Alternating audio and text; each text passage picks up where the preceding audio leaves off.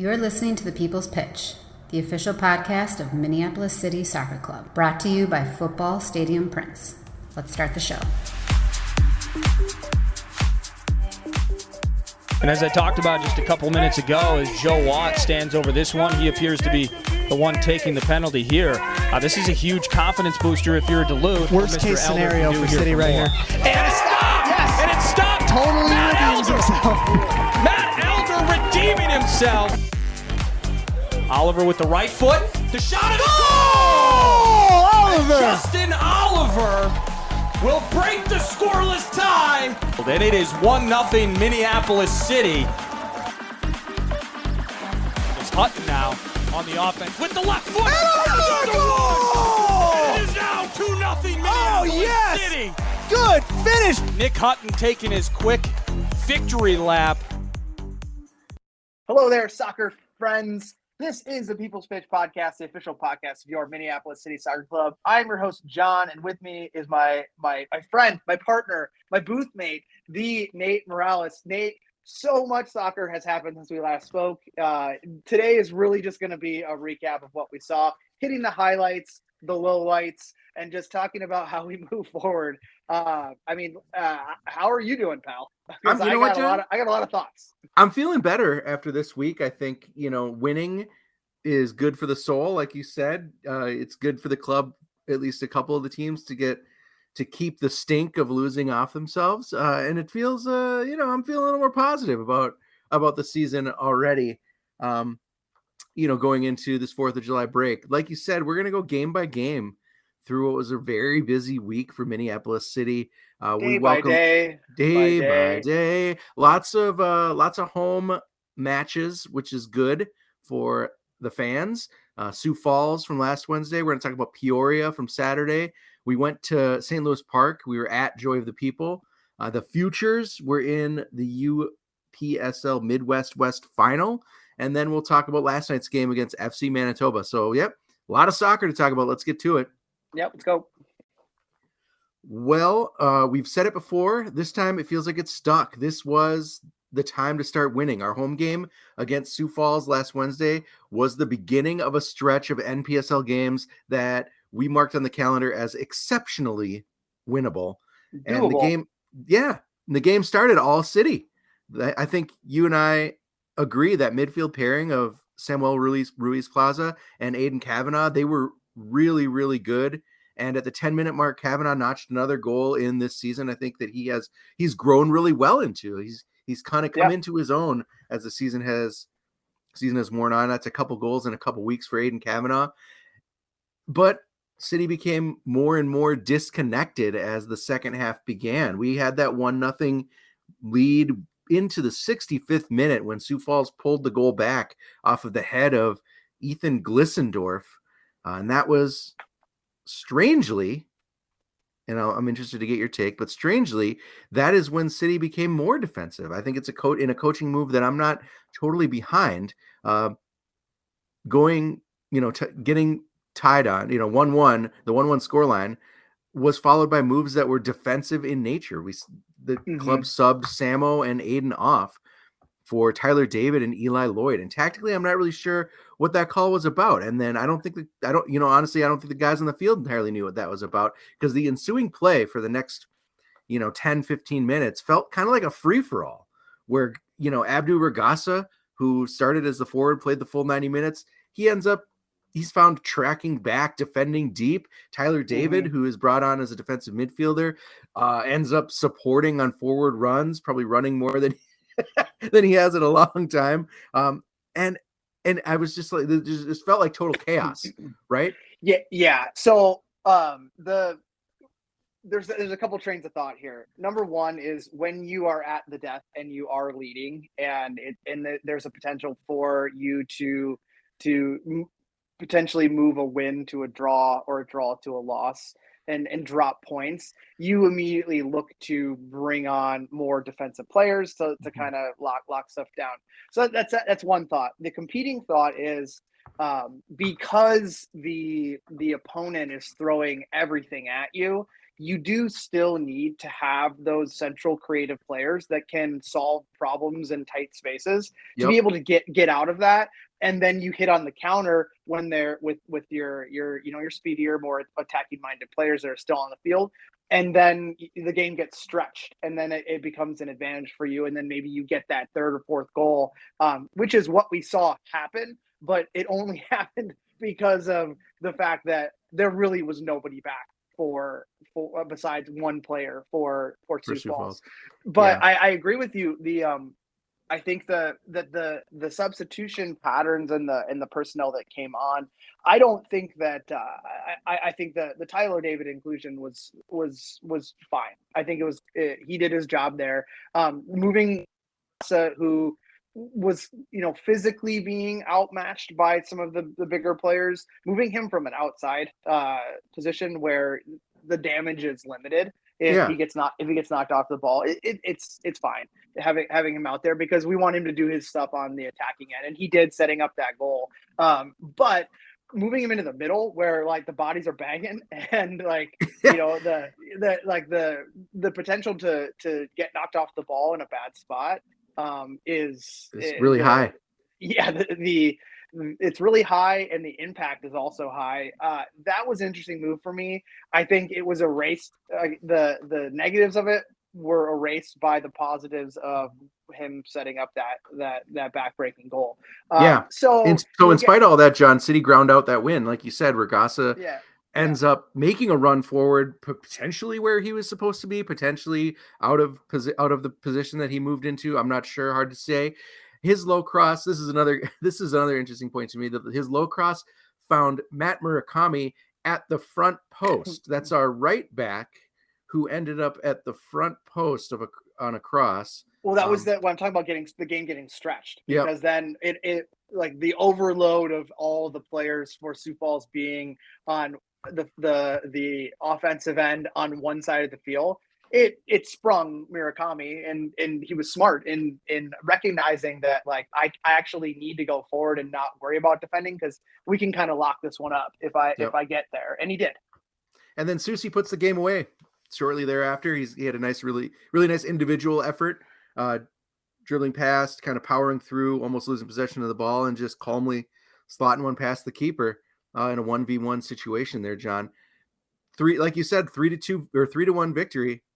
3-2 victory. Sorry. As Sioux Falls pulls one back late off of the foot of really nice free kick from Baraka. A really nice, not free kick, but really nice goal from long distance from Baraka. Oh yeah, that was a really nice goal.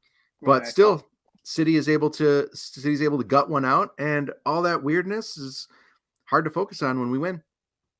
Yeah, absolutely. So as far as standout performers go, I mean, I think you could easily point to the central pairing of Ruiz Plaza and Aiden Kavanaugh.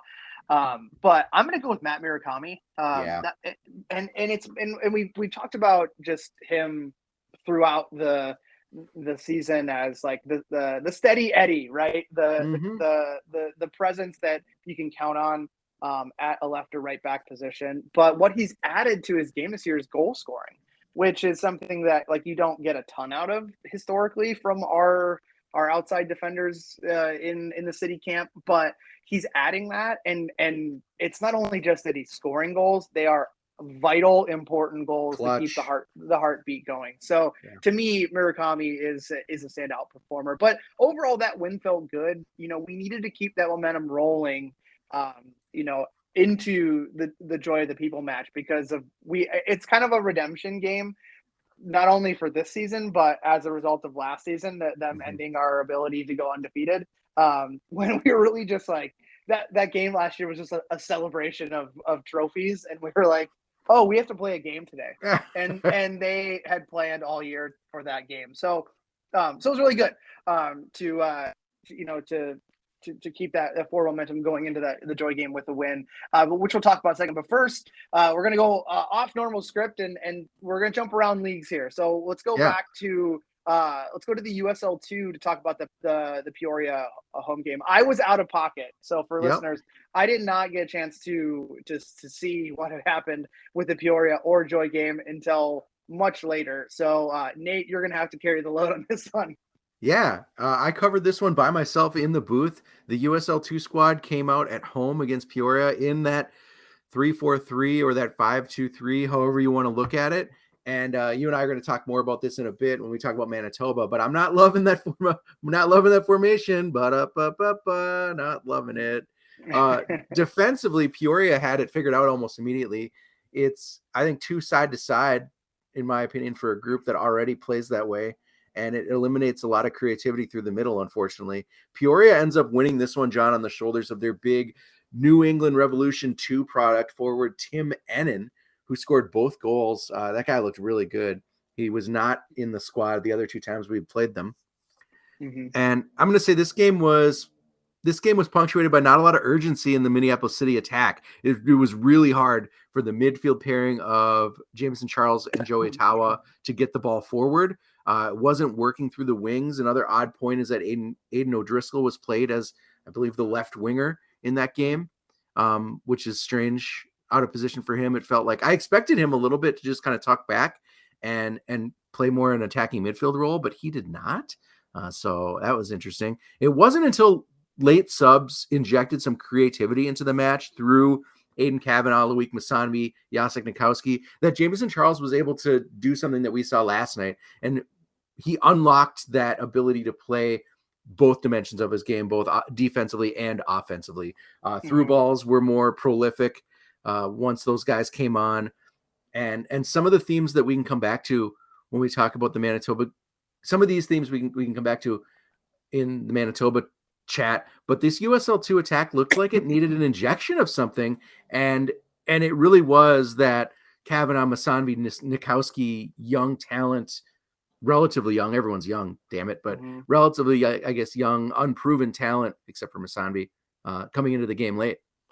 Well, my thoughts are when we talk about like a 3-4-3 formation, what you're really missing is you're missing Will Kidd, you're missing Kevin Andrews, you're missing the players that aren't here anymore, that are the ones that can, and no disrespect to the players that are put in those like out those wide wingback type positions, but you're missing those guys that are equally as dangerous on the offensive end from a goal scoring perspective, a chance creation perspective, that than they are on the willingness to come back and defend perspective. So instead, you're subbing in a player like Wes Lawrence, who throws the kitchen sink and empties his tank every single game, but he doesn't have like the goal scoring prowess that someone like a Will Kidd did of the past to be able to do that work. So the formation change, and we'll talk about it more when we get into the Manitoba game because it's fresher, but it's real tough to adjust the formation at this point in the season, specifically against a team like Peoria, which we have seen is well coached in understanding how to exploit a team's weakness. I saw it against the Des Moines Menace when they played them. I saw it against us in the second time we played them. I saw it against when they played the Legends. Like all the games I watched with Peoria, they're just very, very good at understanding, okay, here's how we want to come out, but we're actually going to come out in kind of a base system, and then figure out as quickly as possible where the gaps are, where the weaknesses are in what the opponents are throwing at us, and exploit it. And that's what they do really well. And that's what they did to us. And it's an unfortunate one. The individual effort of Tim, we'll just call him Tim. The individual efforts of Tim for Peoria City that's something that it's tough to come back from, because I thought that by and large, like there were bright spots for Minneapolis City, but it was all negated by the fact that they had an individual performer who just stepped up on the day. Yeah, absolutely. I think if it weren't for him, it would have been potentially a different, but potentially a draw, a little different game. I don't think Minneapolis City looked like they would have been threatening on the attack at all. If anything, if he was out, but like you said, Peoria had all the answers, right? If we were trying to go wide up the wings, then Peoria knew how to defend it. If we tried to play through to like an Eli Goldman trying to make a run up the middle, their goalkeeper Vargas was playing a super high line and was able to cut out those through balls. It gave Eli no space behind the back line to chase the ball down. So it was a little frustrating. I think, like you said, maybe a draw would have been nice, but 2-0 looked like what we deserved. But then I jumped in the car and I headed across town to catch the last few minutes of that Joy of the People Minneapolis City game in St. Louis Park. This one was getting wrapped up by the time I got there. I think I got there about 65th minute, maybe 70th minute. But from what I heard and what I saw, it had its moments. In this game, it's important to note that Joy was on something like 3 red cards, maybe 4 on the on the day. Yeah. They didn't have center back Noah Kantorowicz. They were missing, I think, one of their number 1 players, midfielder Bennett Kwame, from accumulation, and I think it's like David Riera. Yeah, David Riera was also out. So they were down a few key players, and then Tucker Mann collides with an onrushing Vang, and he drew a red. I think that from what I heard in the crowd, people thought it was kind of a soft foul or didn't agree with it, that he had maybe Vang had put was he out of the box? Heavy, he was out of the box. He had put a little bit of a heavy touch on it and was hoping to get around Mann, with a dribble, but instead Mann just ran right into him. I mean, 9 times out of 10, the call goes to the attacker on that one because the goalkeeper's leaving his box. If it's inside the box, there's a little bit more room for interpretation of like it was just a goalkeeper trying to make a play. But when you're outside your box as a goalkeeper, and traditionally goalkeepers aren't like the most fleet-footed players, that's why they're in goal. Things look awkward, and even the perceived slightest of collisions might look worse because typically your goalkeeper is like 9 feet tall. So when you're Lionel Vang and you're going in against a tall player like that, like it just looks worse than it probably was. Yeah, and I think that unluckily for Joy and Tucker Mann, that was all we needed to, Lionel Vang lines up and it's Vanger time, baby. He buries that free kick.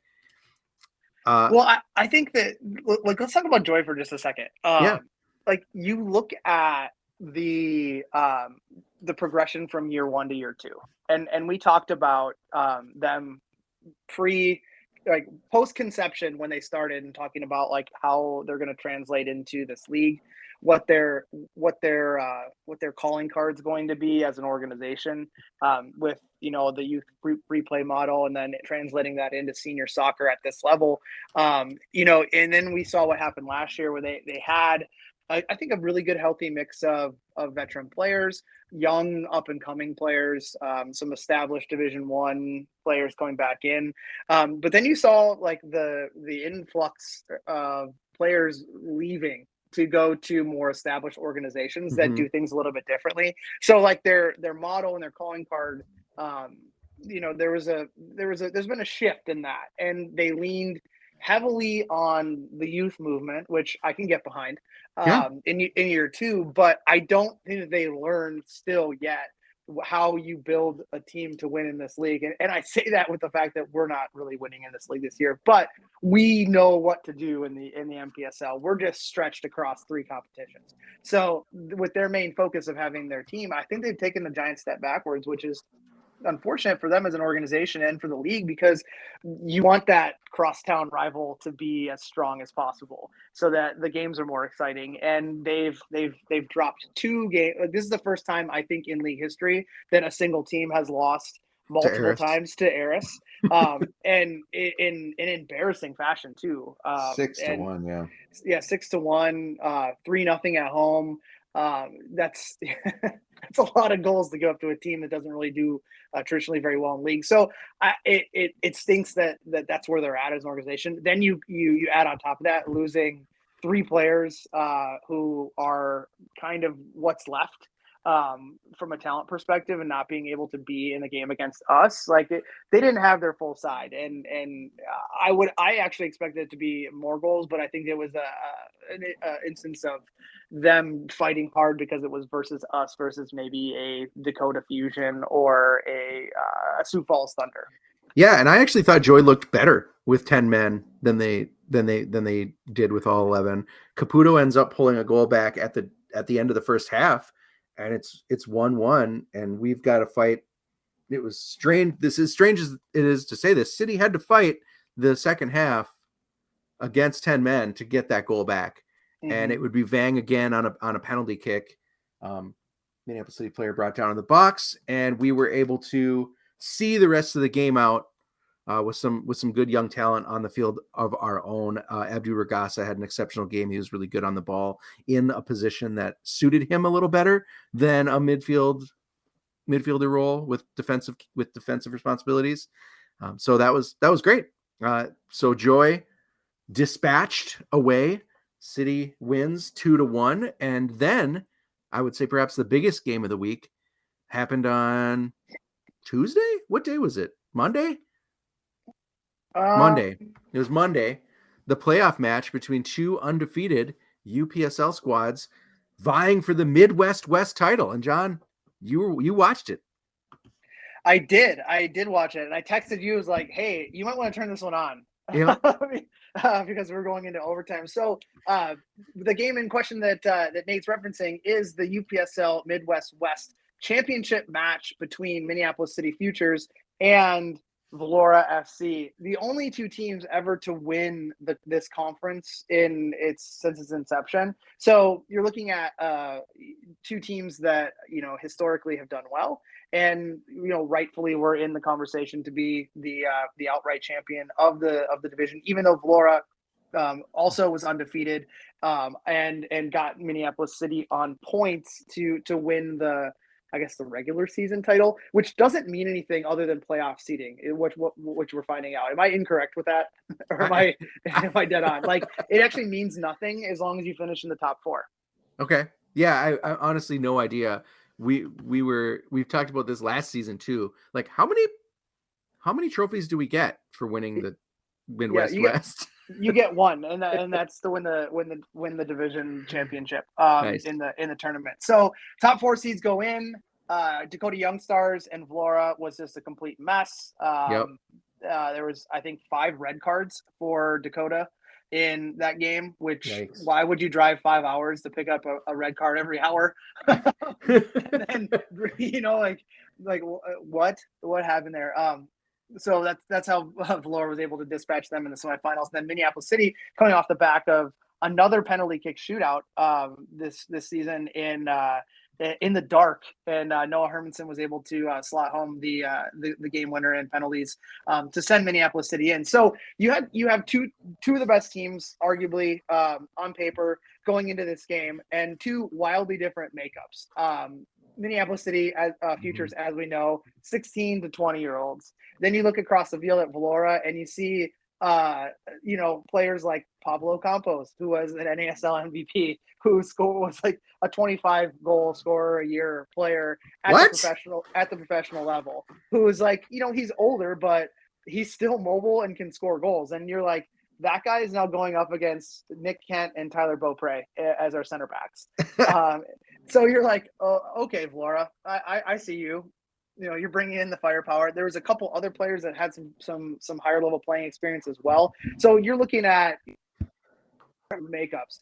I thought that as far as the game went, Minneapolis City did the one thing that we don't historically do as a club, and they came out fast. And the start was about as dreamy as it can get, except for the fact that there were no goals to come out of it. But they came out on the front foot and really outplayed Valora. And I think Valora just didn't expect it. And like I said, traditionally we don't come out fast like that. We kind of keep the ball a little bit. But the young guys, they got direct. They started looking for opportunities quickly, and it was really causing fits for Valora. But no blood in the first half. You go into the second half, and some substitutions were made by Coach Jeremiah Johnson and the staff to bring on, to inject some more activity. And that was, in my opinion, all done in theory, because I actually thought that the second half subs did not perform as well as the players that they were brought on for in the first half. So it could have been tired legs, could have been a number of things, but the guys that came on didn't really have that heavy of an impact that I think they were looking for. But they still kept them in the game. But Valora, I think, figured a few things out from the first half, made some adjustments, and came out, and they were the strongest team in the second half. So it was kind of like anywhere will do once we got the ball, and it looked as if we were kind of playing for overtime. Once we got into overtime, it was play not to lose, not to win. And there were a few chances. I think Jordan Ross had probably the best chance where the goalkeeper was beaten, but the ball that went into him was a little heavy, and he wasn't able to collect it quick enough and smooth enough to be able to put it in the back of the net. So then you go into penalties, and we find out, Nate, that like from a UPSL perspective, that's kind of our thing. Like Yeah. we win penalty shootouts. So Hey, do that every time. I'm cool with that. Right, exactly. Yeah, they did. You win the game. They don't care how you did it. So we go into penalties. The only actually it wasn't 5. We missed one. Gavin Watkinson hit the post, so we weren't perfect on the day. But who was perfect on the day, in theory, was goalkeeper Evan Siefkin, making some big saves, kind of following the footsteps of young Ben Schliemann from last year, coming in and making those saves to win the title. And there you go. The bright spot on the year for the club continues to be bright. And man, do we need it with what everything else that's happening around city headquarters. That win was so massive for many reasons, and they've just done an incredible job. And I know Jeremiah has a mantra of like create magical memories, and that is one. Like these guys are never going to forget that, and it's wherever they go off in their lives or their soccer journeys after this season, they're always going to be able to bump into one of their teammates somewhere in the world and talk about the time that they won the UPSL title together. Yeah, it really cool to see, John. And next is the big game, the playoff game, starting in whatever is the more regional playoffs, and that's coming up this week. Yeah, so this Saturday, July 2nd, 3 p.m. up in Blaine at NSC against Chicago Nation, who took out my boys, the Bavarians, 1-0 in the semifinal. Did get a little bit of intel from those old friends, and they basically just said that they were playing in 3 competitions in 3 days, so they ran into the same problem that we do, where you got to beg, borrow, and steal to put a team out there, and it wasn't the best one. But they did say that like Chicago Nation played good enough to win the game, and hats off to them. But that's who we match up against again Saturday, July 2nd, 3 p.m. Up in Blaine at the NSC. It will be a ticketed event, so do yourself a favor, get out there and support these guys if you don't have holiday plans. These are your holiday plans now. And take care of your tickets ahead of time. Do yourself a favor on that one, and take care of tickets ahead of time so you don't have to worry about it. But definitely make the trip up there. Yeah, super fun. It would have been really cool to go up against the Bavarians in the playoffs. Yeah, it was funny because I was talking to Patrick, and he's like, "Yeah, 4th of July weekend trip to Minnesota was not what I was really looking forward to." What? Okay, fine. He's like, I'll play you guys at any time. I love you guys, but I don't know if I would have been able to make that one work. Would have been tough, and hopefully, since we're the hometown team, hopefully Chicago also has a tough time pulling some kids together that want to come up over the 4th of July weekend. We'll see. Yeah, we'll see. USL 2, John, we're hoping to capture some of those winning ways. That's 3 wins for Minneapolis City clubs in a week. And FC Manitoba was in town, so USL 2 was thinking, man, maybe we can get some of that juice rubbed off on us. But they came out in the same 3-4-3 that we talked about and had the same problems. I think City started with what was working at the end of that Peoria game, though. Jacek and Loic started in rather than on the bench. They started on the forward line. And to me, this game came down to 2 things. It came down to Manitoba goalkeeper Evan Barker making save after save. Oh man, he was massive. Yeah, really big for them. And it came down to City waiting until the chips were really down to crank up the intensity and finally get a goal. Yeah, absolutely. So how this one kind of unfolded, our talking point as key to victory was avoid the lulls. And from the 26th minute to the 30th minute was the massive lull. And it was on the back of some real bright spots for Minneapolis City. I think there were 3 chances created. We talked about Barker coming up big, but there was an open goal that Jacek missed. There was another instance where he had the opportunity to play the ball to Luik, who was open. Some shots fired wide. Mm-hmm. It was just like, oh man, we what's the code? What do we punch into the keypad here to unlock this? And then what Manitoba did is the same thing that Peoria did. They figured out where the weak spots were in the adjusted formation that Sydney was playing on the day, and they exploited it for those 4 minutes. And those 4 minutes defined the entire rest of the game. And those 4 minutes started to I think grow in frustration for the players on the field for City, because I don't know if it's a personnel thing, but like they're all smart and good enough soccer players to figure out how to like play within the game. But what was happening was, and we mentioned on the broadcast, is with the personnel that we had out there running that formation, we had you have to make 2 choices, specifically in the central part of the field, where you lose a man advantage in there. So your players have to make some critical choices. And those 2 players that kind of pivot next to each other, one has to go forward and one has to stay back. It can never, it's never both forward, both back, because what happens is if they're both forward, it creates that gap in front of 3 players, and then your man advantage goes away, and your ability to equalize attacking numbers goes away. And that happened many, many times. And then the other side is if you are then hanging back collectively, there's that gap in the middle of the field. And then no matter how active your front 3 are, your only outlet is your attacking outside wing backs. And what that also does is it stretches your formation, and it takes another player out of that area and then creates a different gap. So I think there was imbalance and gaps all over the field, and Manitoba figured out how to unlock that. But we also talked about too that, and this will be my last point. We also talked about too, well, actually not my last point, but last point for right now. We also talked about too, and how the activity that saw us create all those chances in the beginning of the game, when the 31st minute struck on the clock and we were down 2-0, everyone hung their head and that movement stopped. And that was critical, because that was the only way for us to play out of it, was to keep that movement going and put the pressure on a back line for Manitoba that had just played 90 minutes the day before. So like it was a bunch of things that added up to this one that got us where we are. And I'll pause there, and then I have some final thoughts on how the game ended. Yeah, I mean, I think everything you've said, we covered on the stream yesterday. I'm wondering if after some reflection overnight, there's really any additional takeaways for you. For me, it's, and I think I hinted at this at the end of the broadcast. Look, we've got 2 games left in this USL2 season. They're both home games, and we've seen game in and game out when the team gets dynamic. And when the team gets dynamic, John, is when you throw in guys like Susi, Loic, Jacek all together, right?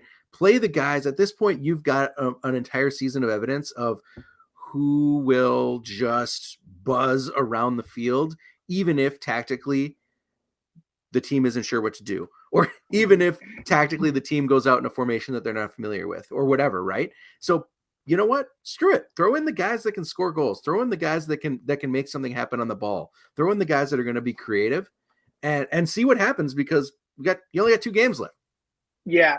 And I mean, speaking of Susi, he did come on. I thought he was bright when he came on. Yep. It ended up pulling one back in the 93rd minute. And the reason why we were in the 93rd my God, 10 minutes. There were 10 minutes of stoppage time added to this game, because every single time a ball went out of bounds, another player from Peoria went down with cramps. Manitoba, Manitoba, excuse me, went down with cramps. And I'll say it like it is. About 50% of that time was a legitimate time wasting. That was like, come on. And then the other 50% of the time was legitimate cramps, because these guys had run their legs dry. And so I get it, but we talked about it also on the broadcast that like if you're the team that's doing that, you know what you're doing and you're doing it. There's a reason behind it. But when you're the team that it's being done to, you get so mad because you know what's happening, you know what's working, you can't get into a flow, and that's what we talked about, giving credit to the referees for adding that much stoppage time. The only time I've ever seen more minutes of stoppage time was when Christian Eriksen almost died during the Euros. Yeah. On the field. Like literally, I've never seen that much time added on.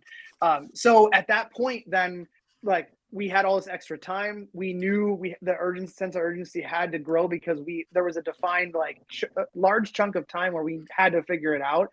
And what did we see? Passion, fire, like energy, like forward movement, like getting guys in the attacking areas of the field. And we talked about where was that from that 31st minute until the 93rd minute, like that there was just this large gap where it was like no one had any ideas to solve stuff except for let's just try to not get scored on again. Yeah. Yep. And then once, like I said, that bit of intensity there, the last 15 minutes of the game, like you really would have liked to see that early. Oh, and Loic had that last chance that Barker man, like I don't know how he got a fingertip on that and to keep it from going out at literally inside the 6-yard box. So there was an opportunity to pull level. There really was. And it would have been Loic pulling us out of the garbage can again single-handedly. So we talked about once you get the stink on you, it's kind of hard to get the stink off, and there's still a smell in the air, Nate. But we have the opportunity with 2 games left, a little bit of a holiday break. You maybe hit the lakes, go to the cabins, hit the refresh button, and see if these guys can come back and salvage. Let's just work on getting 3 points out of the next 2. And let's not get the goose egg in the win column. But I think totally doable. Yeah, totally doable. So head on over to our social channels. Check out the details that will be posted for those games coming up. I believe we have a midweek game again next week. And let's hope for the best. But that does it for us this week, Nate. Thank you for listening to this week's show, folks. And thank you to our wonderful show sponsor, footballstadiumprints.com. If you're in the market for just cool soccer stuff, mugs, T-shirts, prints, right now, footballstadiumprints.com is running a sale. So head on over there and check it out. And remember that all orders ship right from the United States. And so there's no pesky shipping charges. And you can use the promo code CROWS10. That's CROWS10 for 10% off of everything you purchase. And always as a reminder, Minneapolis City is a 501c3. So consider getting that tax deductible donation in to a truly city-focused organization. And if you're interested in getting a hold of us, we've made it pretty simple. You can hit up the club on Twitter at MPLSCitySC, or you can hit up the show, still no one's done it, at The People's Pitch on Twitter or via email, mcscpodcast@gmail.com. That is all we got this week, folks. We got a big game coming up on Saturday, July 2nd. The Futures hopefully getting that win, going off to the national playoffs. But if not, great season for them, and we'll definitely have a full recap if they do not continue, but we hope they do. And then take a quick break, hit the refresh button, folks, and then come on back with us in a week, and let's finish the season out strong. I am John. That was Nate. Have a great Independence Day weekend, and come back hungry for those 3 points. And you got hooked. Get hooked. I don't want to get hooked anymore. all of this hoofing.